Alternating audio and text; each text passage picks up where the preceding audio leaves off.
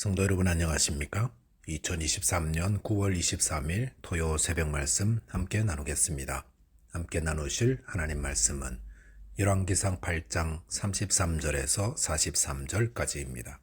본문은 성전 봉헌식 때 드려진 솔로몬의 기도가 이어지고 있습니다. 본문을 통해서 고난의 때에 기도해야 함과 하나님은 모든 사람을 구원하기 바라심에 대해서 묵상하겠습니다. 첫째 묵상할 내용은 고난 가운데 기도해야 한다라는 것입니다. 본문에서는 솔로몬의 기도가 계속해서 이어지고 있습니다.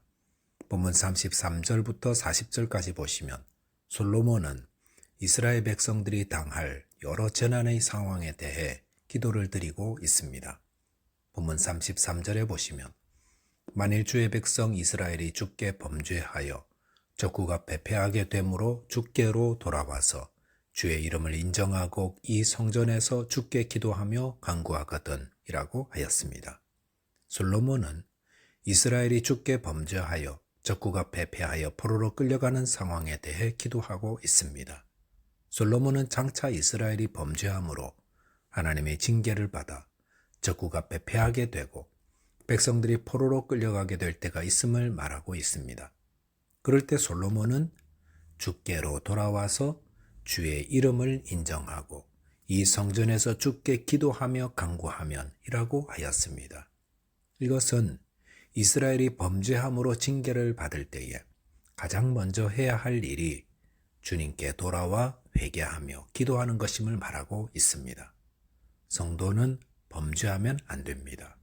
그런데 혹 범죄하여 하나님의 징계를 받고 있을 때 성도가 할 일은 즉시 하나님께 돌아와 기도하는 것입니다. 그럴 때 본문 34절에 보시면 주는 하늘에서 들으시고 주의 백성 이스라엘의 죄를 사하시고 그들의 조상들에게 주신 땅으로 돌아오게 하옵소서라고 하였습니다. 범죄함으로 징계를 받아 모든 평화가 사라졌을 때에 회개하며 기도하면 어떻게 하신다 했습니까? 하나님은 그 기도를 들으시고 그들의 죄를 용서하시고 다시금 약속의 땅으로 돌아오게 하신다 했습니다. 약속의 땅 가나안에 다시 거하게 하신다는 겁니다. 본문 35절에 보시면 만일 그들이 주께 범죄함으로 말미암아 하늘이 닫히고 비가 없어서 주께 벌을 받을 때에 이곳을 향하여 기도하며 주의 이름을 찬양하고 그들의 죄에서 떠나거든 이라 했습니다. 여기서는 기근의 상황을 말하고 있습니다. 그런데 그 기근은 범죄함의 결과라 했습니다. 하나님은 비를 내리게도 하시고 하늘을 닫아 비를 멈추게도 하시는 분입니다. 그럴 때 성도들은 주님께 범죄한 것이 없는지 회개하는 자 되어야 합니다. 그런데 본문 보시면 그들의 죄에서 떠나거든 이라고 했습니다. 참 회개란 마음으로 후회할 뿐 아니라 그 죄를 인정하고 그 죄에서 떠나는 것입니다. 그럴 때 본문 36절에 보시면 주는 하늘에서 들으사 주의 종들과 주의 백성 이스라엘의 죄를 사하시고 그들이 마땅히 행할 선한 길을 가르쳐 주시오며 주의 백성에게 기업으로 주신 주의 땅에 비를 내리시옵소서라고 하였습니다. 본문 37절 보시면 만일 이 땅에 기근이나 전염병이 있거나 곡식이 시들거나 깐부기가 나거나 메뚜기나 황충이 나거나 적국이 와서 성읍을 에워싸거나 무슨 재앙이나 무슨 질병이 있든지 막론하고 라고 했습니다. 여기 보시면 이스라엘 백성들이 당할 또 다른 여러 재앙의 상황에 대해 말씀하고 있습니다. 이렇게 삶 가운데 여러 고난을 만나게 될 때 성도는 어떻게 해야 합니까? 본문 38절에 보시면 한 사람이나 혹 주의 백성 이스라엘이 다 각각 자기의 마음의 재앙을 깨닫고 이 성전을 향하여 손을 펴고 무슨 기도나 무슨 간구를 하거든 이라 했습니다. 여기 보시면 그 어떤 고난의 상황에서든 기도하라 권하고 있습니다.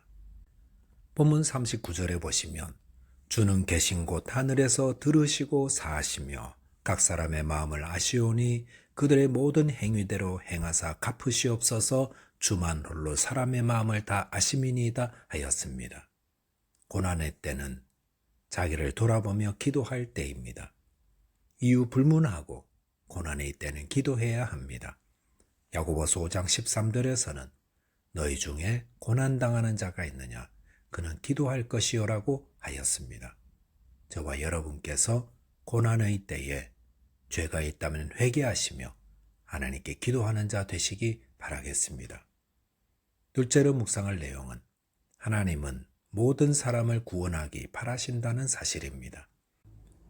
본문 41절 42절에 보시면 또 주의 백성 이스라엘에 속하지 아니한 자 곧 주의 이름을 위하여 먼 지방에서 온 이방인이라도 그들이 주의 크신 이름과 주의 능한 손과 주의 펴신 팔의 소문을 듣고 와서 이 성전을 향하여 기도하거든 이라고 하였습니다.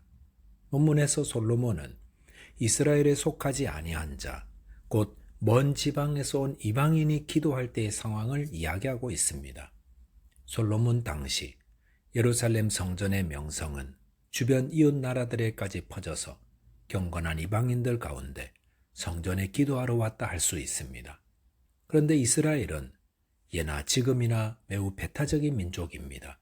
그들은 하나님이 그들을 선민 삼아 주셨다는 자부심이 너무 강하여 다른 민족을 받아들이지 않는 매우 편협한 자들입니다.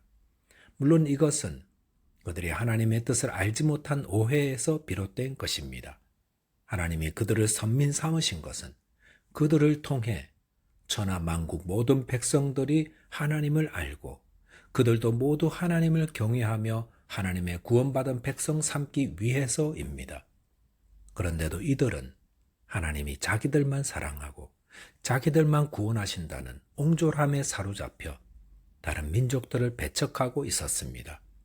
하지만 오늘 본문 솔로몬의 기도에서 보시면 성전은 이스라엘 백성들만을 위한 것이 아니라 누구든지 하나님을 찾고 섬기기 원하는 자들에게는 동일하게 열려있는 곳임을 말씀하고 있습니다. 이사야 49장 6절에 보시면 하나님이 이스라엘을 종으로 부르시면서 내가 또 너를 이방의 빛으로 삼아 나의 구원을 베풀어 땅끝까지 이르게 하리라라고 하였습니다.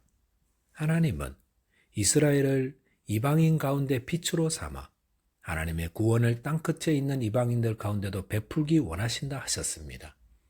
디모데전서 2장 4절에 보시면 하나님은 모든 사람이 구원을 받으며 진리를 아는 데 이르기를 원하시느니라 라고 하였습니다. 하나님의 관심은 이스라엘 한 민족의 구원이 아니라 모든 나라 모든 백성들의 구원입니다. 그렇기 때문에 예수님은 제자들에게 너희는 가서 모든 민족을 제자로 삼아 아버지와 아들과 성령의 이름으로 세례를 베풀라고 하셨습니다.